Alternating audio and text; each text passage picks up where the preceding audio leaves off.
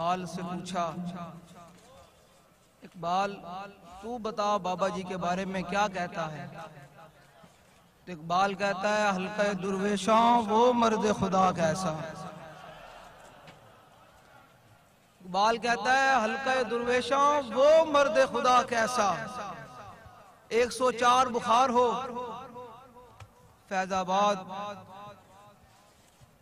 کی ٹھنڈی ہوائیں ہوں، تو پھر بھی جا کر فیض آباد کے پل پر کہہ دیتا ہے کہ انہیں جانا، جو تسی ٹھنڈے بیٹھے ہو تو میں آخر دعویاں کر دینی ہے، جو تسی زود نہ نعرہ لا انہیں جانا، انہیں جانا، زور نہ لانا، انہیں جانا، انہیں جانا، اسٹیج سے بھی آواز ہے انہیں جانا، انہیں جانا، انہیں جانا۔ اقبال کہتا ہے حلقہ درویشاں وہ مرد خدا کیسا، کہ جب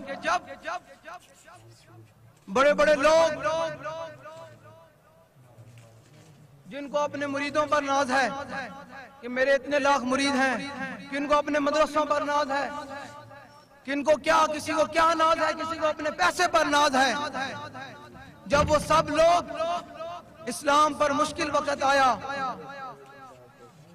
تو دم دبا کر اندر بیٹھ گئے، حالات کا مقابلہ نہ کر سکے، تو اس وقت ایک ہی مرد قلندر نے باہر نکل کر کہا کہ ستمگر ادھر آ، ہنر آزمائے تو تیر آزما ہم جگر آزمائے۔ اقبال کہتا ہے حلقہ درویشاں وہ مرد خدا کیسا، کہ جب آپ کو دوسری بلڈنگ سے گھسیٹ کر گاڑی میں ڈالا گیا، آپ نے فرمایا پولیس والوں کو کہ جن کے لیے تم کر رہے ہو وہ تمہیں نہیں دیکھ رہے، اور جن کے لیے میں گھسیٹا جا رہا ہوں وہ مجھے دیکھ رہے ہیں۔ تو اقبال کہتا ہے حلقہ درویشاں وہ مرد خدا کیسا ہو جس کے گریباں میں ہنگامہ رستا گئے، کہ بابا جی نے اعلان کیا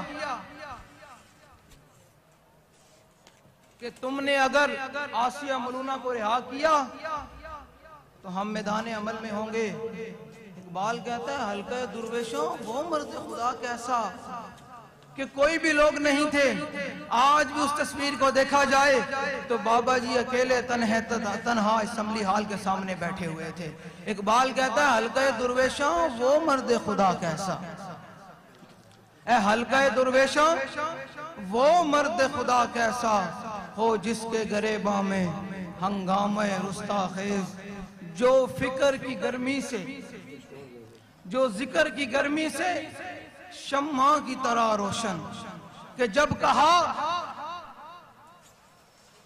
فرانس کے سور نے کہ میں نے اعلان عالمی مقابلہ کروانا ہے، تو بابا جی نے اسمبلی ہال میں کہا کہ من سبن بیجن انج نہیں، زور نہ نعرہ لاگے، سینے دا زور لاگے، فقتلو دی آواز آنی چاہی دی، من سبن بیجن رسول کی ایک ہی سزا، انج نہیں۔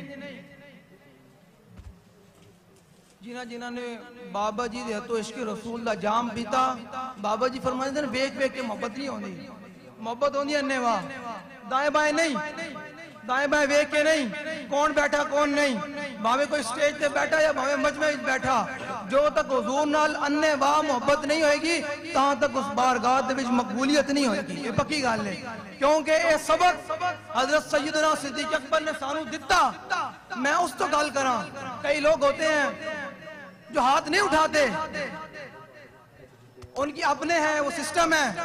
میں نے کہا میں تمہیں بتاتا ہوں کہ سیدنا صدیق اکبر جب تک اس بارگاہ میں انواع محبت اور بنا دیکھے محبت نہ ہو تب تک اس بارگاہ میں مقبولیت نہیں ہوتی۔ دائیں بائیں دیکھ کے نعرہ نہ لگایا کرو، پورا ہاتھ اٹھا کے نعرہ لگایا کرو۔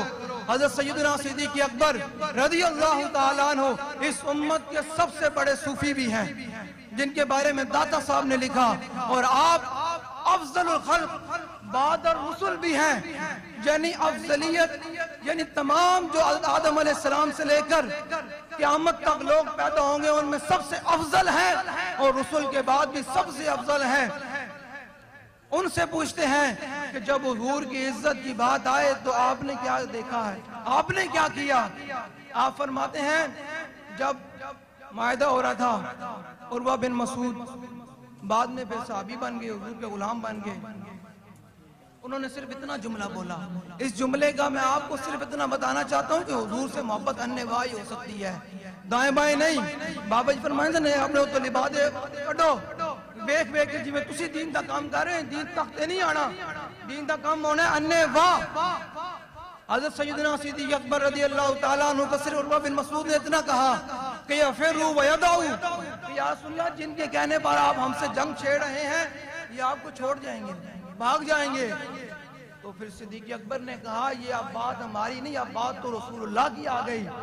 تو پھر اس امت کے سب سے افضل حضرت سیدنا صدیق اکبر نے، یہ میرا ان لوگوں کو پیغام ہے جنہوں نے ظاہری طور پر اپنے اوپر صوفیت کے اور بڑے بڑے مذہبیت کے لبادے اڑے ہوئے ہیں، میرا ان کے لیے پیغام ہے کہ جب تک اس بارگاہ میں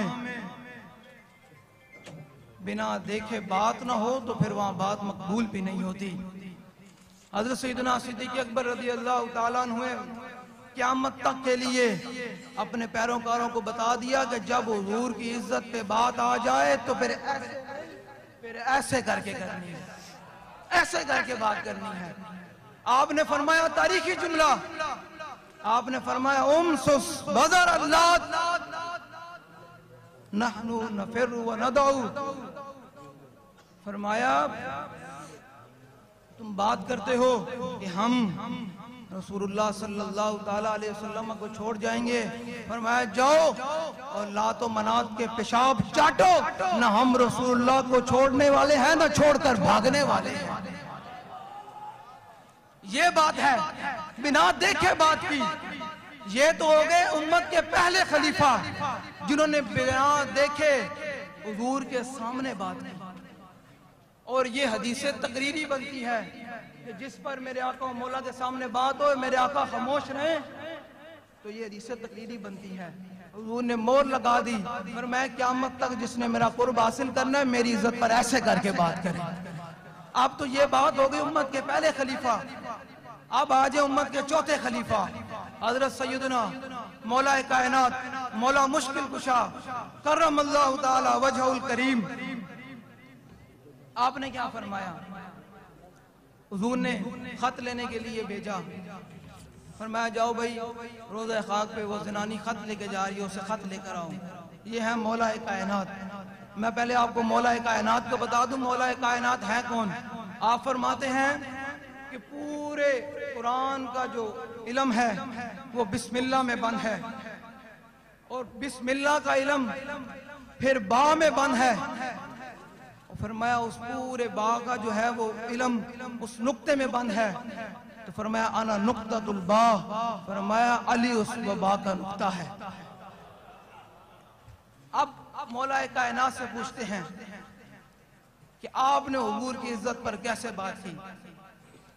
حضرت زبیر بن عوام، مقداد بن اسود اور مولا کائنات کو حضور نے روانہ کیا، فرمایا جاؤ بھائی اس زنانی سے خط لے کر آؤ۔ مولا کائنات چلے گئے۔ مولا کائنات فرماتے ہیں جب ہم دیکھا تو وہ روضہ خاک پر موجود تھی، ہم نے اس کی اونٹنی کو پکڑ کے بٹھا دیا، فرمایا خط نکالو۔ یہ آج کا کوئی مسئلہ تو نہیں تھا نا، اس نے کہا خط کوئی نہیں، یہ آج کا کوئی مسلمان تو نہیں تھا نا جو حضور کی عزت و ناموس پر ڈاکے ڈال جائیں، ختم نبوت پر حملہ ہو جائے، ناموس رسالت پر حملہ ہو جائے، مسجد کے محراب پہ کڑیاں ناچ جائیں، تب بھی ان کے کانوں پہ جوں نہیں رینگتی۔ یہ وہ تو نہیں نا، وہ تو پھر مولا کائنات علی المرتضی رضی اللہ تعالیٰ عنہ تھے۔ آپ نے فرمایا بھائی خط کٹ، انہیں کہا جی خط کوئی نہیں۔ آپ نے فرمایا خط کٹنا پوسی، انہیں کہا جی کوئی نہیں۔ فرمایا علی کھلوتا، کوئی 14ویں سیدہ ملا نہیں کھلوتا کہ جرا چلا جائے گا، علی تو خط لے کے جانا، میں حضور نو جا کے یہ نہیں کہہ سکتا کہ حضور خط کوئی نہیں۔ میرا ان لوگوں کے لیے پیغام ہے تے میں ہن تواڈے کولوں ایک گل سنان تو بعد نعرہ لوانا ہے. اللہ نے بھی قرآن میں فرمایا وَإِذَا قِيلَ لَهُمْ آمِنُوا كَمَا آمَنَ النَّاسُ, جب ان سے کہا جائے کہ ایمان ایسے لے کر آؤ جیسے صحابہ ایمان لے کر آئے, ایمان مومن لے کر آئے, تو کہتے ہیں ہم ایسے ایمان لے کر آئے جیسے بیوقوف ایمان لے کر آئے. قرآن کہتا ہے جو تک تسی اپنے اندر یہ رکھو گے نا جی میں حد نعرہ میرا گلا خراب ہے اور اس گلے دی آج ہی تے قیمت بڑی نعرہ لانے ہیں, اس بارگاہ اسی دی تے قبولیت ہونی, یہ اپنے اندروں کڈو تے حضور دے دین دا کم تائیں ہونا. یہ اپنے آپ تسی بنانے سوارنے وچ لا دیو گے تے حضور دا دین تخت تے نہیں آنا. یہ پکی گل ہے. تسی بابا جی نو ویکھیا کہ جدوں بابا جی نعرہ لاندے سن تے اپنی معذوری وی نو ویکھدے سن, قریب ہوندے کہ بابا جی ویل چیئر تو کھڑے ہو جان گے, اس طرح بابا جی نعرہ لاندے سن. تسی ہن اس گل تو بعد انجی نعرہ لانا کہ بابا جی کہن واقعی میرے اس تے آنا لے میرے جڑے دیوانے سن انہوں نے مینوں مزہ کرا دیتا. مولا کائنات علی المرتضی رضی اللہ تعالیٰ عنہ نے فرمایا کہ گل خط گڑ, میں نے کہا کوئی نہیں. آپ نے فرمایا علی کھلوتا, اے علماء موجودن, میں جملہ پڑھنے لگا, میں ترجمہ نہیں کراں گا. اے علماء گھر جا کے خود منجد کھول کے کر لینا. حضور نے مولا کائنات نے فرمایا لَنُجَرِّدَنَّكَ, اس دا محتاط ترجمہ صرف بابا جی یہ فرمانے سن کہ میں تیرے جسم دے ٹکڑے ٹکڑے کر دیں گا.